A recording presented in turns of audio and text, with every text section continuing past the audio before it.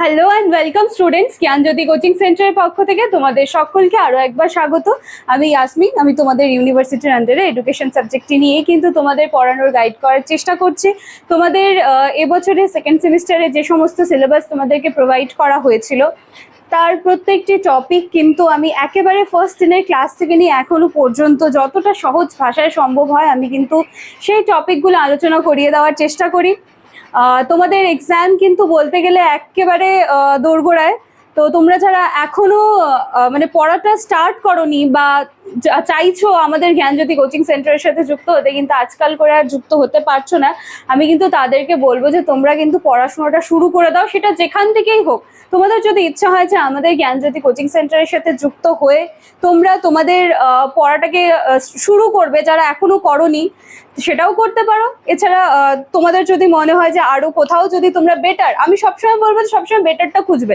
তো তোমাদের যদি মনে হয় যে আমাদের এই ভিডিওসগুলো দেখে যে সেই কোয়ালিটিটা তোমরা পাচ্ছ, তাহলে কিন্তু তোমরা নিঃসন্দেহে আমাদের সাথে যোগাযোগ করতে পারো এবং তোমাদের সকলের কিন্তু ওয়েলকাম জ্ঞানজ্যোতি কোচিং সেন্টারে। আচ্ছা দেখো, আমি একটুখানি বলে দিয়ে কিন্তু আজকে টপিকটা শুরু করছি। এখানে কর্নারে তোমরা দুটো নাম্বার দেখতে পাচ্ছ, এই নাম্বার দুটি কিন্তু আমাদের জ্ঞানজ্যোতি কোচিং সেন্টারের অফিসিয়াল হেল্পলাইন নাম্বার। এই দুটি নাম্বারের মধ্যে যে কোনো একটি নাম্বারে কল করে তোমরা সরাসরি আমাদের সাথে যুক্ত হয়ে যেতে পারছো।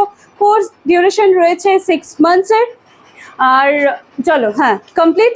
এইবারে হচ্ছে আমি কিন্তু একেবারে টপিকে চলে আসি। দেখো, এর আগের দিনে আমি যে ক্লাসটা তোমাদেরকে করিয়েছিলাম সেটা কিন্তু ছিল হচ্ছে বিদ্যালয় দর্শনের ওপরে, বা বিদ্যালয় দর্শন কি সেটার কনসেপ্টটা ক্লিয়ার করেছিলাম এবং আজকে বলেছিলাম যে এর 3টা স্তর বলতে পারো বা 3টা ভাগ বলতে পারো, সেই 3টা ভাগ নিয়ে কিন্তু আমি আলোচনা করব বলেছিলাম। তাহলে এই আজকের নতুন এই 3টা যে ভাগ বা স্তর বলছি, সেটা শুরু করার আগে আমি আরেকটু বিদ্যালয় দর্শনটা বলে দিতে চাই। দেখো, দর্শন বিবৃতির মাধ্যমে কিন্তু বিদ্যালয় তার যেই গুণগত মানগুলো আছে সেগুলো কিন্তু প্রকাশ করার চেষ্টা করে এবং এখন বর্তমানে কিন্তু সেই বিদ্যালয়ের যে গুণগত মান রয়েছে সেটাকেও কিন্তু মানুষ নানান ধরনের মূল্যায়নের মাধ্যমে কিন্তু মানে যাচাই করা বা দেখার কিন্তু চেষ্টা করে।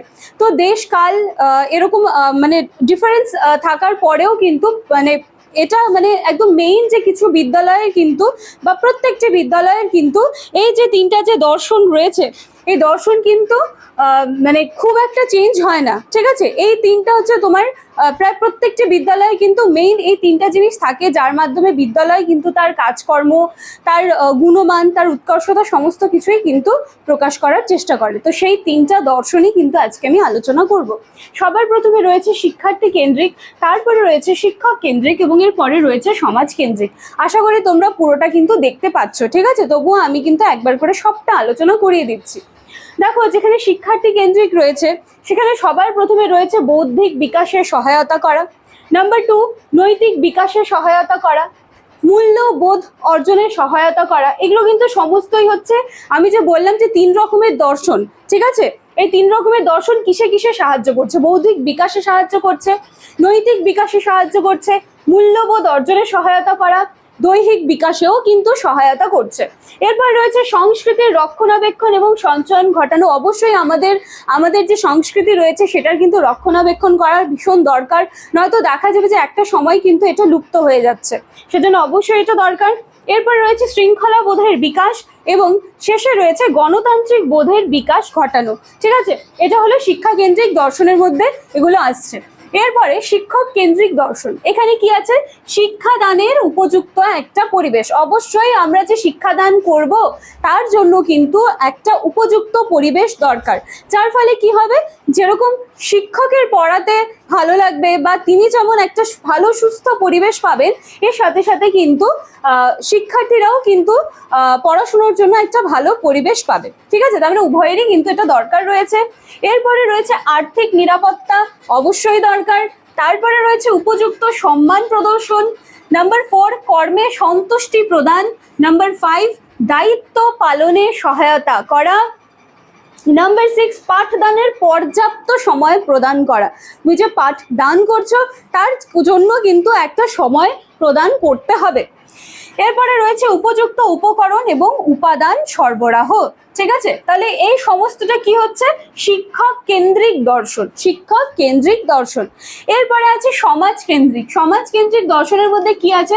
সামাজিক উন্নয়ন ঘটানো, জীবনযাত্রার মানের বিকাশ সাধন, জাতীয় উৎপাদন বৃদ্ধি, শিক্ষিত সম্প্রদায় সৃষ্টি। খুব দরকার, কিন্তু একটা সমাজকে সুষ্ঠুভাবে পরিচালনা করার জন্য কিন্তু শিক্ষিত সম্প্রদায় তৈরি করতে হবে। তারপরে রয়েছে জাতীয় সংহতি ও ঐক্য বজায় রাখা। এরপরে রয়েছে শান্তিপূর্ণ পরিবেশ বজায় রাখা, এবং নাম্বার 7 রয়েছে দেশ ও জাতির উন্নয়ন এবং অগ্রগতিকে ত্বরান্বিত করা।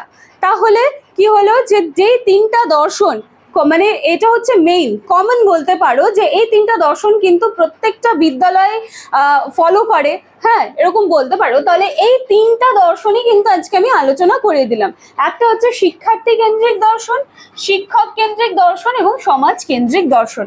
চলো তাহলে আজকের এই ভিডিও পর্যন্ত যারা পৌঁছবে তারা হয়তো কিছু বুঝতে পারবে না, আমি বলবো যে আগের দিনে কিন্তু এটার আমি কনসেপ্টটা ক্লিয়ার করেছিলাম, ওই ভিডিওটা একটু দেখে এসো, তারপরে এটা দেখবে পুরো টপিকটা কিন্তু একদম ক্লিয়ার হয়ে গেছে। তাহলে আজকের ভিডিওটা কিন্তু এইটুকুই থাকছে, নেক্সট দিন দেখা হচ্ছে একটা নতুন টপিক নিয়ে। ভিডিওটি ভালো লাগে লাইক কমেন্ট শেয়ার সাবস্ক্রাইবের আশা রাখলাম। চলো দেখা হচ্ছে নেক্সট দিনের ক্লাসে। Thank you.